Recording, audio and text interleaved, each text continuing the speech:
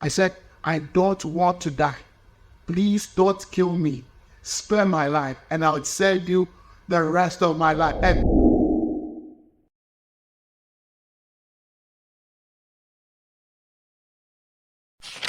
all right, so today I want to tell you an amazing and an interesting story. While preparing for my final exams in senior high school, I attended Laboni Senior High School, by the way. So while preparing for that exams, I became very, very sick. And I believe that that sickness was one of the things God used to draw my attention back to and what He actually wanted me to do. You know, when I was growing up, I wasn't outside church. I grew up in the church. I served in the church. I served in the children's ministry. You'd find me, although I was a terrible dancer, I was part of the choreography ministry. I was part of the dance ministry. I was part of the intercessors. I was part of literally anything I could find myself doing. So when I went to SHS, I was also doing the same things I was doing back home. I was part of the chaplaincy committee. I was fixing the sound. I was the one in charge of all the technical things of the chaplaincy. And they went so far as when it was time for prefects to be elected, I was one of the people who was recommended for the chapel prefect position. But fortunately for me, God made me a welfare prefect, and my best friend became the chapel prefect. So during that period, whilst preparing for the final exams, I became very sick, like I said, and for days I had not eaten, I had not drank water, I had no appetite for food. My taste buds were as dead as corpse, and I didn't know what to do. I knew in that moment that this was it. This was the end of the road for me. I knew it without a shadow of doubt that this was it. I wasn't going anywhere else. This is the end of the road. And during those periods, every evening, my colleagues and my housemaster would call my dad, and he would drive miles just to come and pick me up from the school. But the minute we drive outside the gates of the school, my temperature came back to normal. So when I'm rushed to the police hospital, the doctors claim maybe I'm just trying to run away, or it's the exams that is making me feel that way. But I knew it wasn't the exams. I knew that there was something wrong with me, and something had to be done about what I was going through. And I remember during one of those visits, I said in my heart, I remember the exact words I said. I said, I don't want to die. Please don't kill me. Spare my life, and I would send you the rest of my life. And in that moment, I could see my father's desperation. My father could even sign a bond with the devil just so that I get to live. And it was in that moment I actually appreciated the love a father has for his son, despite my shortcomings and the many things he doesn't agree with. In that moment, I could see my father actually love me. He went above and beyond to demonstrate his love for me. Fast forward, my condition improved, and I was able to write my exams. And I forgot the promise I made to God whilst I was very sick. I'm not doing the same things I was doing. Nothing had changed. Newton was still chilling and having fun. I'm sure many of us make promises to God and we forget. But that was me. So one Sunday, I remember my pastor from church contacted me and told me and signed me up for a youth missions conference. And back then, it didn't make sense to me. I didn't even see the need for it. But I decided to go anyway. I was like, if I've been registered, why not just attend and see what's that? And this missions conference was organized by a group called NewtonOkai. I remember the name vividly because that was where everything started. That was where the passion for ministry and for God was ignited. And the promise I made to God came back to me.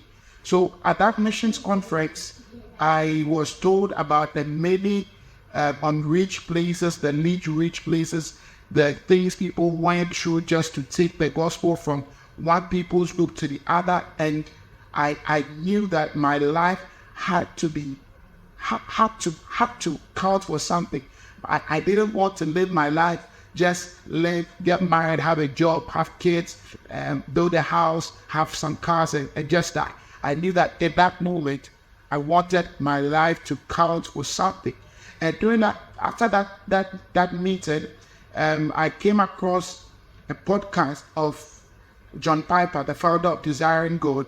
And in one of the sermons, he said, you don't have to know a lot to make a difference in this world. You just need to know some few things that are majestic, that are unchanging, that are glorious, that are eternal, and be willing to live for them and to die for them. And I knew that I knew something small. I didn't know a lot. I didn't know so much about theology. But I knew something that I was willing to live my life for and give my life for. So I started looking for ways to share Jesus with people. And because I wasn't eloquent, I started looking for ways that didn't really require me talking a lot. So one day a friend invited me to a trip, a presence outreach hosted by Word on the streets. So I joined that outreach, and when I went to the prison, went to the Akuse prisons, when I went there, I saw the emptiness and the way people wanted God, the way people wanted their lives to count for something in the prison, and I knew that this was it. So when I came back, I started looking into Word on the streets and what they actually do, and I noticed they were the first ministry in Ghana to start what we call the placard evangelism. People who hold placard in the busy streets of Accra, in the traffic, with short messages, short gospel and salvation messages. And I knew that what I've been looking for, this was exactly it. I wasn't working by then, and I had some few savings and gathered some friends, printed some messages on placards, and we started going out with these placards. And that was how my crusade and my ministry started. I started with placards, standing on the busy streets of Accra, in the rain, in the sun. There were times where people would pass by and pour water on us. There were times people would pass by and park their cars, walk to us and insult us and tell us that we should go and find something more meaningful to do with our lives. So that was how ministry started. And then over time, I met a friend on Facebook. He stayed in the Volta region. I told him I had plans of traveling on a mission trip to the Volta region, and if he's willing to host us. And he said, oh, I should come. And that friend provided accommodation, feeding for me and the team that went.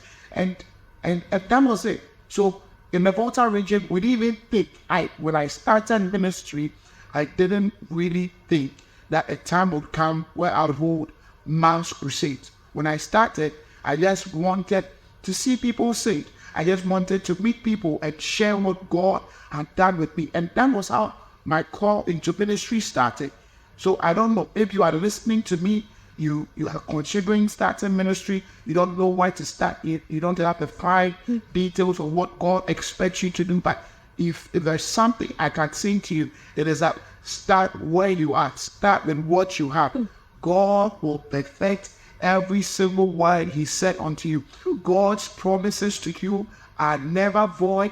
God is able to meet every single promise He's made unto you. One of my favorite verses in scriptures is that I have been young and now I am old. I have never seen the righteous forsaken, nor their seeds begging for bread.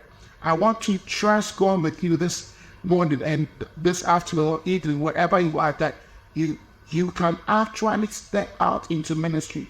You can actually become every single thing God wants you to be. I hope you've been blessed. I hope this story encouraged you.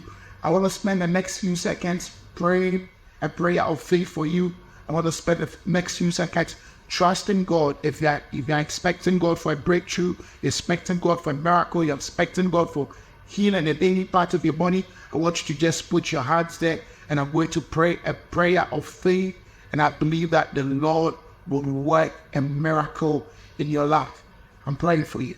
Father, I pray for the person listening to this podcast, the person watching this podcast, Lord, I pray that your spirit will locate them in the comfort of their homes, in their offices, wherever they are listening and watching this podcast from. I pray that you would send them a miracle. You work a mighty work of miracle in their lives that cannot be written of.